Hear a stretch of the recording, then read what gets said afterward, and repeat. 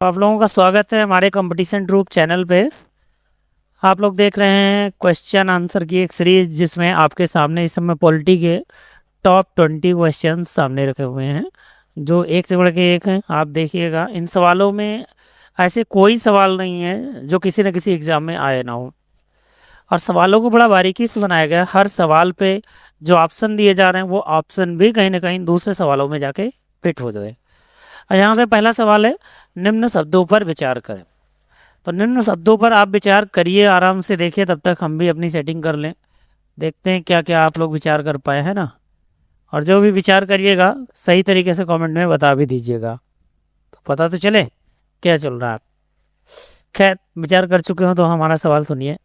इसमें लिखा हुआ है समाजवादी, प्रजातांत्रिक, सार्वभौमिक और धर्मनिरपेक्ष।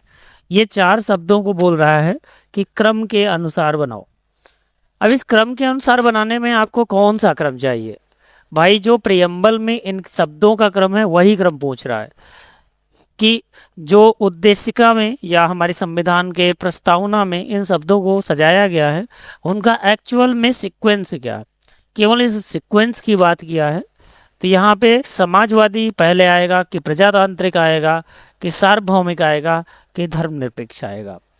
तो यहाँ पे मैं बता दूं, इन शब्दों का अगर अलग मतलब मिले या एग्जैक्ट ये शब्द वहाँ ना मिले तो वहाँ क्या मिलने वाला है।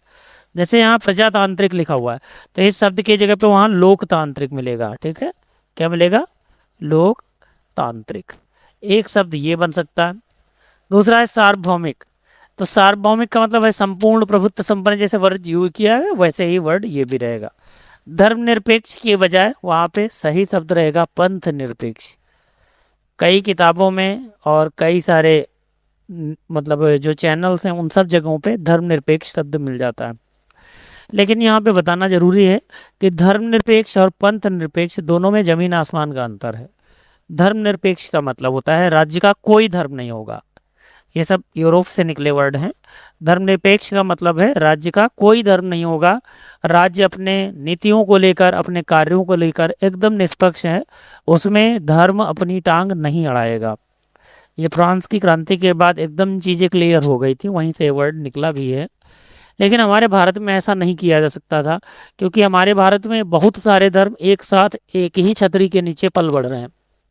तो ऐसी जो मतलब रीजनल डाइवर्सिटी है, या कह सकते हो कि धार्मिक तौर पे जो विविधता दिखाई देती है, ऐसी कंडीशन में हम धर्मनिरपेक्ष हो जाएं ये संभव नहीं है। तो इसीलिए उसका एक पॉजिटिव एस्पेक्ट लिया गया पंथ निरपेक्ष।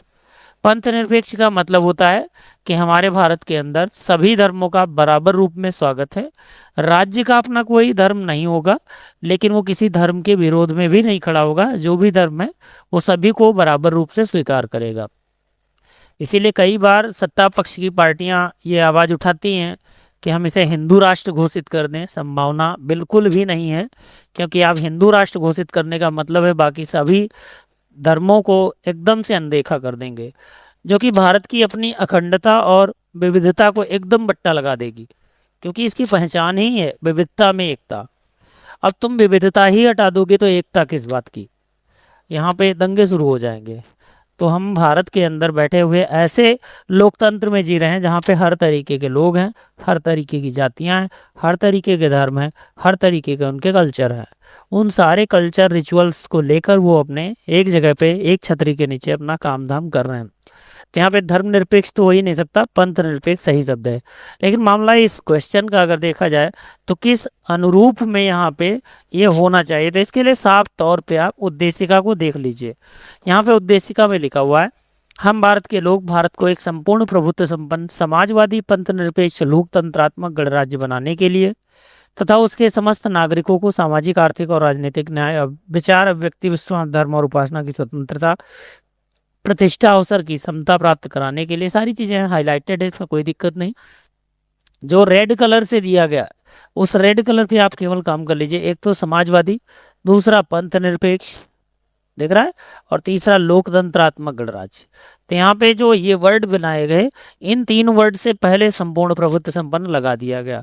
तो इस तरीके से पुराने वाले सवाल में फिर से देखिएगा, इस सवाल में संपूर्ण प्रभुत्व संपन्न को आप सार्वभौमिक पे अगर कनेक्ट करते हैं तो 3 के बाद क्या आना चाहिए, 3 के बाद आना चाहिए 1, और 1 के बाद आना चाहिए 4, और 4 के बाद 2। तो ऑप्शन नंबर आपका कौन सा सही हो जाएगा, ए सही हो जाएगा। ठीक है, नेक्स्ट क्वेश्चन देख लेते हैं। भारत के संदर्भ में निम्न में से कौन धर्मनिरपेक्ष शब्द का सही भाव व्यक्त करता है। देखो सवाल वहीं आ गया, लेकिन बार बार धर्मनिरपेक्ष मैं इसलिए लिख रहा हूँ, जबकि जानता हूँ कि धर्मनिरपेक्ष नहीं बल्कि पंथ निरपेक्ष है भारत में, लेकिन इसलिए लिख रहा हूँ क्योंकि सवाल इसी शब्द के साथ पूछा गया था, तो इसीलिए आपको भी इसी शब्द के साथ इसका आंसर आना चाहिए।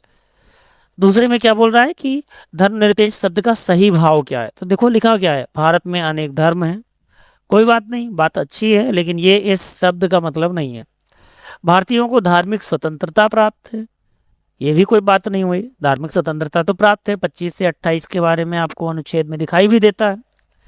धर्मानुपालन व्यक्ति की इच्छा पर निर्भर है, बात ये भी ठीक है कि हम इस समय हिंदू धर्म मान रहे हैं, हमारा कल मन भर जाए हम बौद्ध धर्म को स्वीकार कर लें, परसों कुछ और कर लें, जो भी हमें पसंद आए हम उसमें चले जाएं। भीमराव अम्बेडकर जी ने भी हिंदू धर्म छोड़कर बौद्ध धर्म को अपना लिया था। तो ये सारी चीज़ें चलती रहती, व्यक्ति की इच्छा पर है, वो जब चाहे जिस भी धर्म को चाहे अपना सकता है, बशर्ते धर्म को अपनाने के लिए उस पर ज़बरदस्ती ना की जाए, क्योंकि अगर ज़बरदस्ती की गई तो इसे बोलते हैं धर्मांतरण करवाना, और ज़बरदस्ती की धर्मांतरण पे अच्छा खासा कॉग्निजेबल ऑफेंस के साथ साथ में इस पर अच्छा खासा पनिशमेंट है।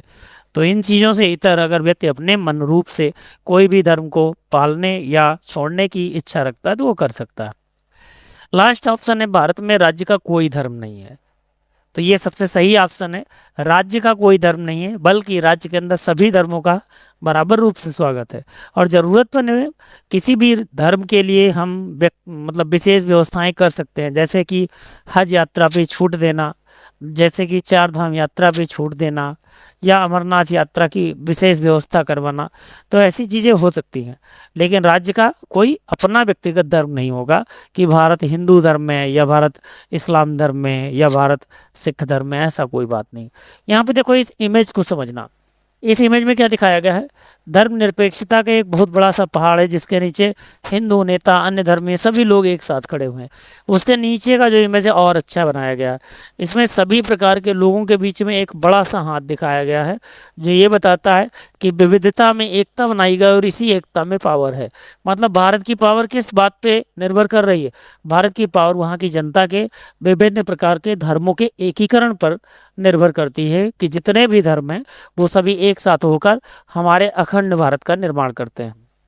नेक्स्ट क्वेश्चन देखते हैं, हालांकि इसमें अभी टिक नहीं किया है, टिक कर देते हैं, इसमें डी ऑप्शन सही होगा, तो इस डी ऑप्शन के साथ आप आगे बढ़ सकते हैं। ठीक है, नेक्स्ट क्वेश्चन है, कौन सा शब्द भारत के संविधान की उद्देशिका में नहीं है, उद्देशिका में नहीं है, ध्यान दीजिएगा।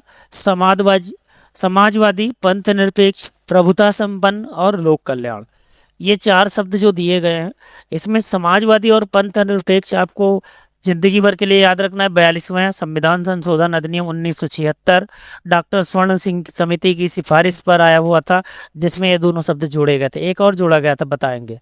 साथ में प्रभुता संपन्न, जिसे संपूर्ण प्रभुत्व संपन्न बोला जाता है, ये वर्ड भी हमारे उद्देशिका में लिखा हुआ है कि भारत देश संपूर्ण प्रभुत्व संपन्न देश है, मतलब उसकी आंतरिक नीतियों में किसी भी अन्य देश का या किसी अन्य देश की आंतरिक नीतियों में भारत का कभी भी कोई हस्तक्षेप नहीं होगा, वो अपनी नीतियां बनाने के लिए पूर्ण रूप से स्वतंत्र है। तो यहाँ पे प्रभुता संपन्न है हमारे पास। मामला आता है लोक कल्याण का, तो लोक कल्याण उद्देशिका में डायरेक्ट तो नहीं लेते, वहाँ पे लिखित रूप में डायरेक्ट नहीं दे दिया गया कि लोक कल्याण का जैसा कोई वर्ड, बल्कि ये जरूर बताया गया है कि अगर आप उस संविधान के अंदर डीपीएसपी पढ़ेंगे तो उसमें लोक कल्याणकारी राज्य बनाने के लिए व्यवस्थाएं की गई हैं। तो लोक कल्याण या जन कल्याणकारी जो व्यवस्थाएं हैं वो एक इंट्रिंसिक चीज़ है, जो कह सकते हो मार्मिक तौर पे दिखाई जाती है, लेकिन लिखित तौर पे उद्देशिका में ये वर्ड नहीं है। तो इसलिए इसका विकल्प कौन सा सही होगा, इसका विकल्प सही होगा डी। ठीक है, यहाँ पे कॉन्स्टिट्यूशन ऑफ इंडिया का एक फोटो भी लगा हुआ है, आप प्यार से समझ लीजिएगा। असल में बेयर एक्ट के साथ में ये वाला जो बैठा आपको दिख रहा है यही बुक है ओरिजिनल। अगला है समाजवादी तथा धर्मनिरपेक्ष शब्द संविधान की प्रस्तावना में सम्मिलित किए गए थे। डैश कर दिया गया, मतलब कब किए गए थे? तो भाई 42वें संविधान संशोधन 1976 में ये डाले गए थे। 42वें संविधान संशोधन 1976 से कई सारे सवाल बने हैं। जैसे सवाल पूछा गया किसकी सिफारिश पे आया है, तो पहले बात बता चुका हूँ, स्वर्ण सिंह समिति की सिफारिश पे आया था। दूसरी चीज़ पूछी गई है यहाँ पे कि ये जब आया था तो इसके कई सारे अनुच्छेदों को देखते हुए इसको एक अलग से नाम दिया जाता है। कौन सा? मिनी कॉन्स्टिट्यूशन, मतलब लघु संविधान।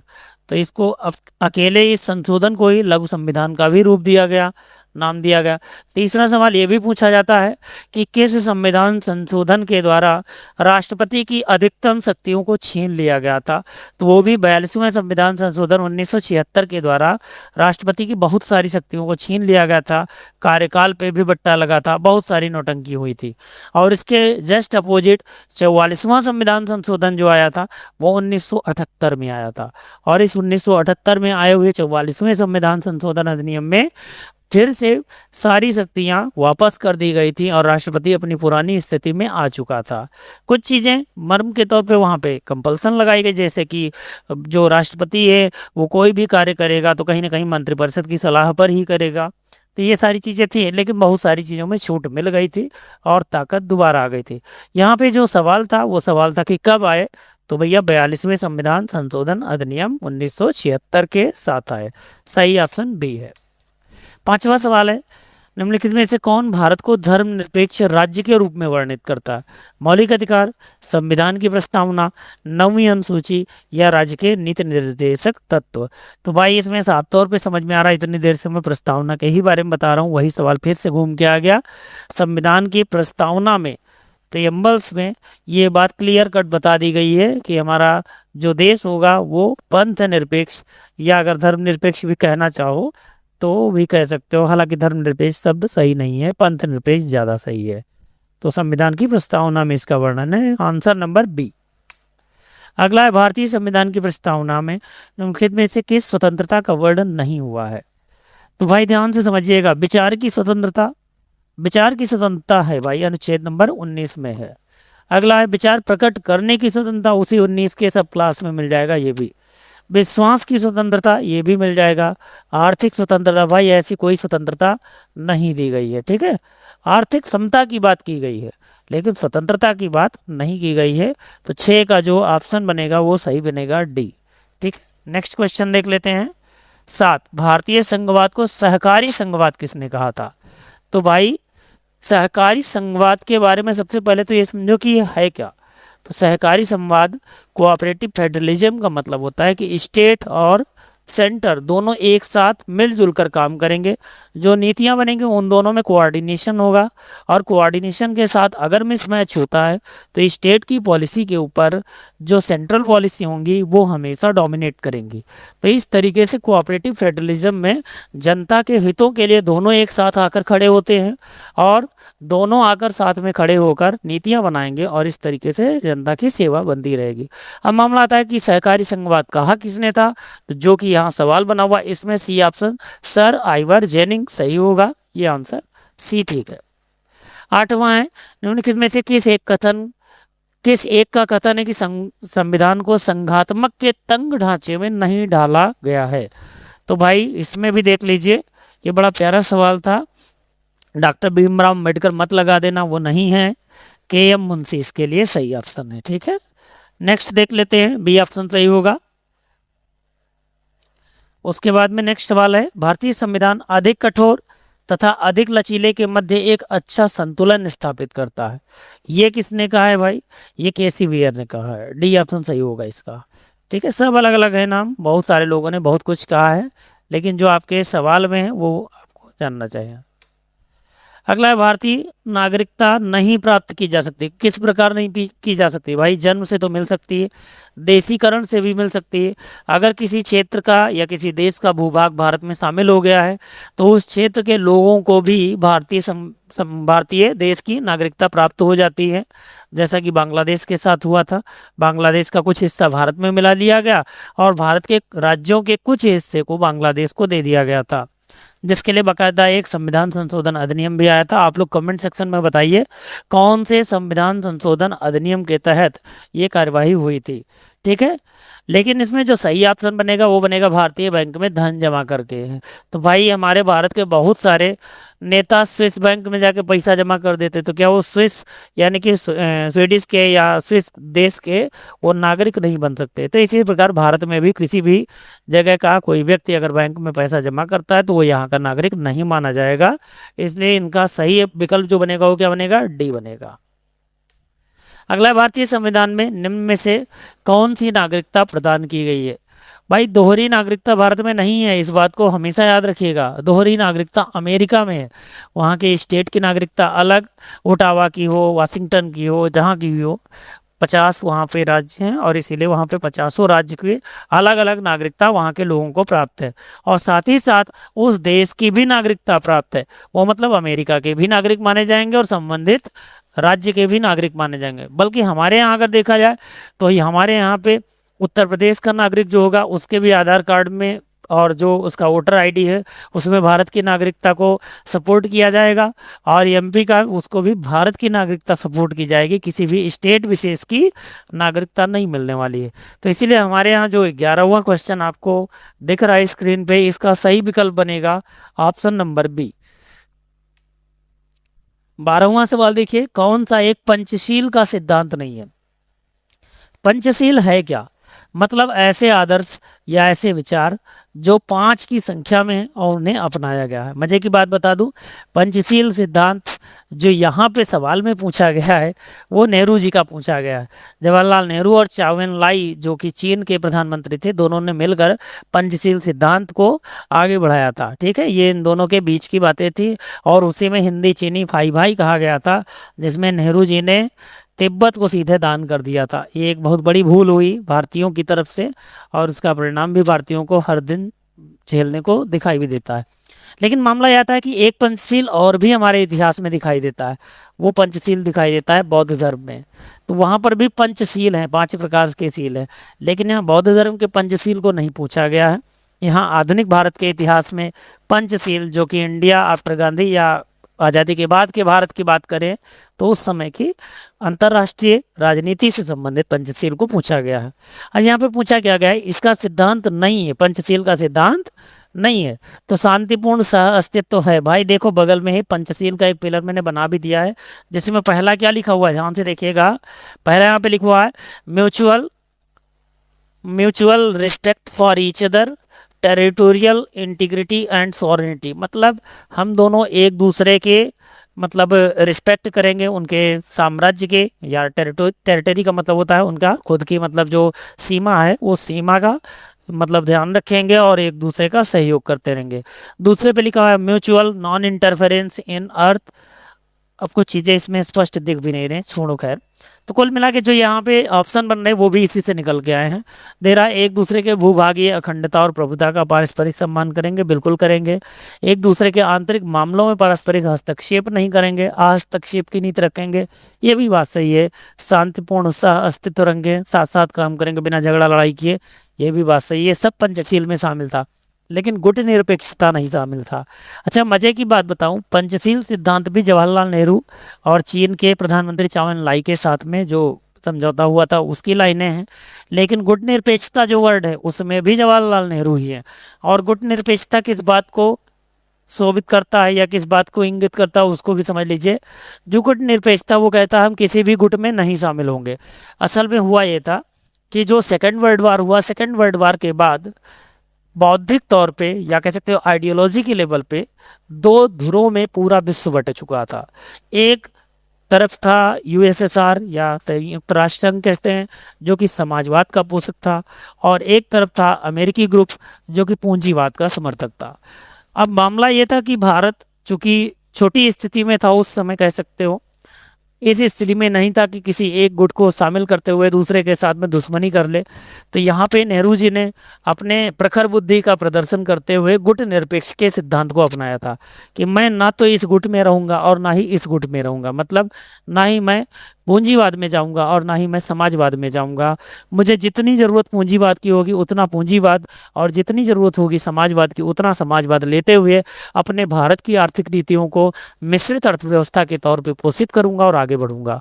तो उनका ये गुट निरपेक्षता वाला सिद्धांत जो था बड़ा ही प्यारा था। उसमें कई सारे देशों ने बाद में सपोर्ट करते हुए मिल भी गए, और उसका फ़ायदा ये हुआ कि हम काफ़ी दिनों तक बिना झगड़ा लड़ाई में फंसे आगे बढ़ते रहे। अच्छा, इससे लोग क्रिटिक्स करते हैं कि भाई चीन के साथ 1962 में, पाकिस्तान के साथ 1965 में बाद में युद्ध क्यों हुए अगर इनका गुट निरपेक्षता सिद्धांत इतना मजबूत था। तो भाई मैं बता दूं, गुट निरपेक्षता सिद्धांत जिस बुनियाद पे बनाया गया था उस बुनियाद से ये युद्ध दोनों बाहर थे। ये दोनों युद्ध आपके बगल के बॉर्डर से संबंधित थे, इसलिए ये गुट निरपेक्षता सिद्धांत पे खरे नहीं उतरते हैं। और गुट निरपेक्षता सिद्धांत जवाहरलाल नेहरू का बहुत ही व्यापक और बहुत ही असरदार था।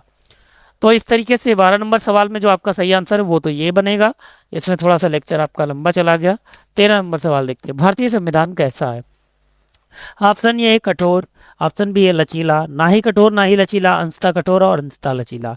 समझिएगा, कठोर या लचीला का मामला ये होता है कि अगर संविधान में संशोधन करना बहुत ही आसान हो, किसी भी लेवल पे तुरंत संशोधन हो जाए, तो उसे बताएंगे कि ये लचीला संविधान है। अगर संशोधन बहुत ही मेहनत के बाद हो, मतलब आसानी से संशोधन ना हो, उसके लिए बड़ी ही व्यापक व्यवस्थाएं की जाएं, तो बोला जाएगा कि कठोर है। लेकिन भारतीय संविधान की स्थिति ये है कि संसद भवन के अंदर कुछ मामलों में आसानी से संशोधन हो जाता है और कुछ मामलों में बहुत ही व्यापक तरीके से प्रोसीजर फॉलो करते हुए उसको संशोधन कराया जाता है। तो हमारा संविधान ना तो कठोर है ना ही लचीला है, अंशतः कठोर और अंशतः लचीला का एक प्रॉपर तरीके से मिक्सअप है। इसे बोलते हैं एक कोलाइडल सॉल्यूशन बना हुआ है जिसमें दोनों स्थितियां बराबर के रूप में दिखाई देती हैं। तो ऑप्शन नंबर डी इसमें सही होगा। अगला है, भारत में राजनीतिक सत्ता का प्रमुख स्रोत क्या है। ये सवाल दूसरी बार आया है हमारे इसी वीडियो में। इससे पहले भी ये वीडियो पहला या दूसरा था, उसमें भी ये पूछा गया था। भाई संविधान को हम बार बार बोलेंगे कि ये हमेशा प्रमुख है, लेकिन संविधान से भी बढ़कर जनता है जो कि संविधान को ताकत देती है। संविधान की प्रस्तावना में ये लाइन ही है, हम भारत के लोग भारत को क्या बनाना चाहते हैं डॉट डॉट डॉट। तो इसका मतलब है हम लोग बनाना चाहते हैं भारत को। तो अल्टीमेट पावर जो आती है वो जनता से आती है। इसीलिए राजनीतिक सत्ता का प्रमुख हमेशा और हमेशा जनता को ही माना जाएगा, जो कि संविधान से भी ऊपर है।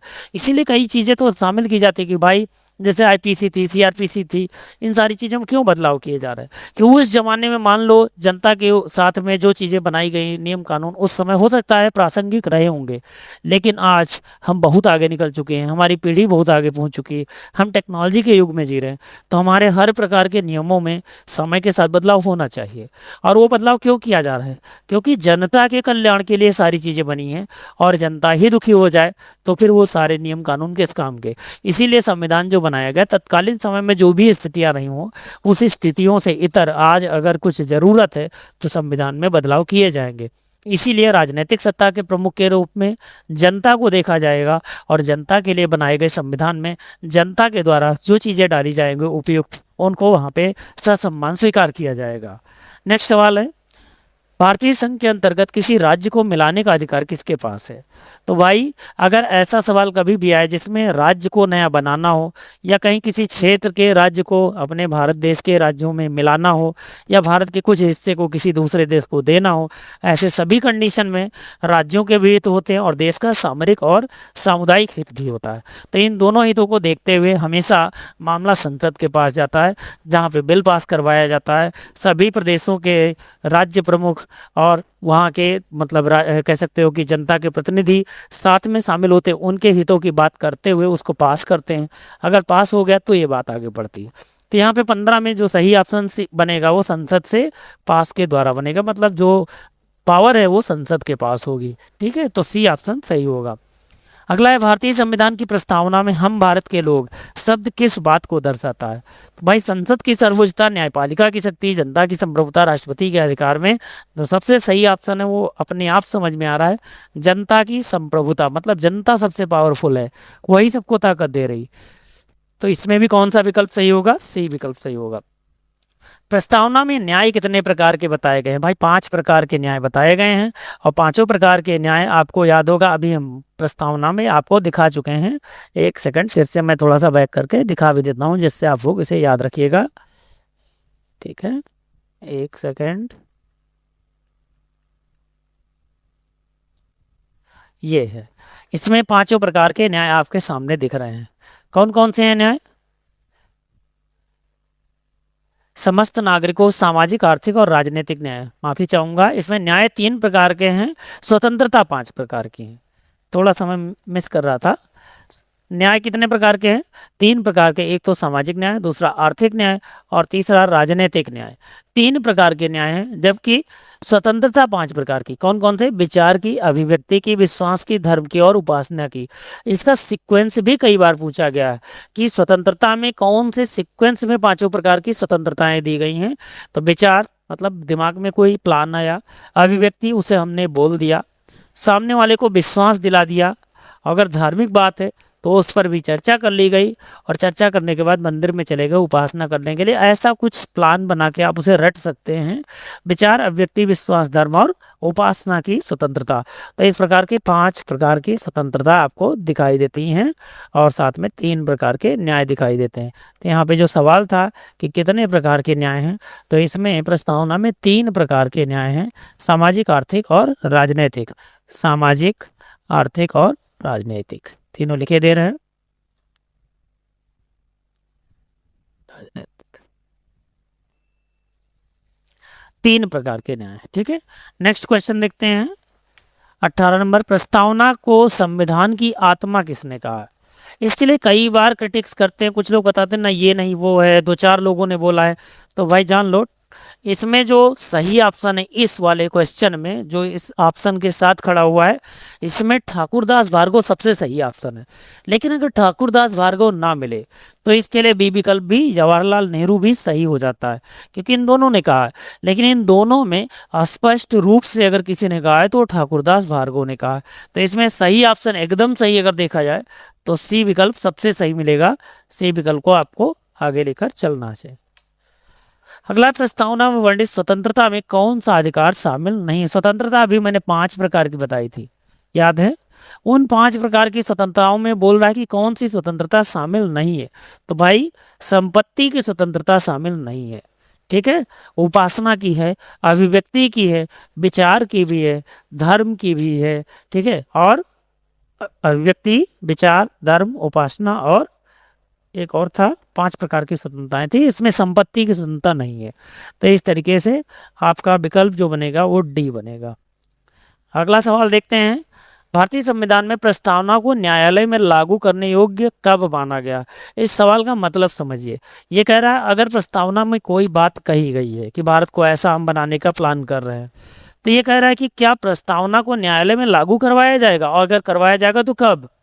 भाई सच्चाई ये है कि प्रस्तावना वाद योग्य नहीं है।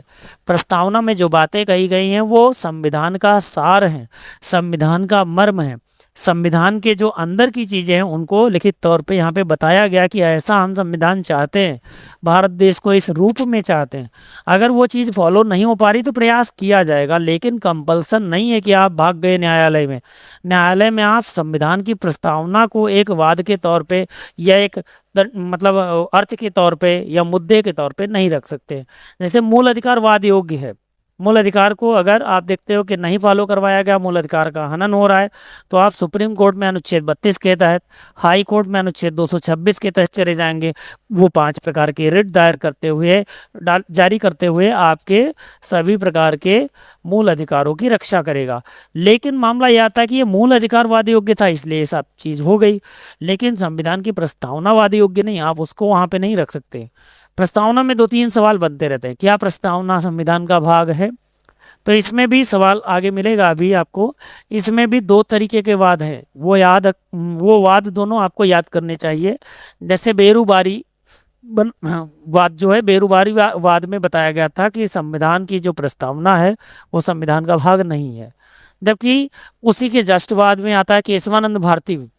उस केशवानंद भारती वाद में सुप्रीम कोर्ट ने अपने ही फैसले को पलट दिया और बोला कि प्रस्तावना संविधान का भाग है और उसमें युक्त संशोधन किए जा सकते हैं, लेकिन उसके मूल ढांचे को परिवर्तित नहीं किया जा सकता। मूल ढांचे को परिवर्तित ना करने का अर्थ ये होता है कि प्रस्तावना के अंदर जो भी चेंज होंगे वो पॉजिटिव चेंज होंगे, मतलब कुछ जोड़ सकते हो, घटा नहीं सकते। इसीलिए याद होगा 42वें संविधान संशोधन अधिनियम में 3 वर्ड जोड़े गए थे। कौन कौन से वर्ड जोड़े गए थे? समाजवादी जोड़े गए थे, अखंडता और बंधुता। तो यहाँ पे इन तीनों को जोड़ा गया था। जोड़ा गया था इसका मतलब घटाया नहीं गया था। अच्छा, इसमें ऑप्शन क्या सही होगा 20 में? इसमें लिखा हुआ है कभी नहीं। ठीक है, क्या लिखा हुआ है? कभी नहीं। तो यही अभी तक ठीक है आंसर। अगर कुछ बाद में सुप्रीम कोर्ट या संसद के साथ संशोधनों के साथ कुछ आता है तो देखा जाए।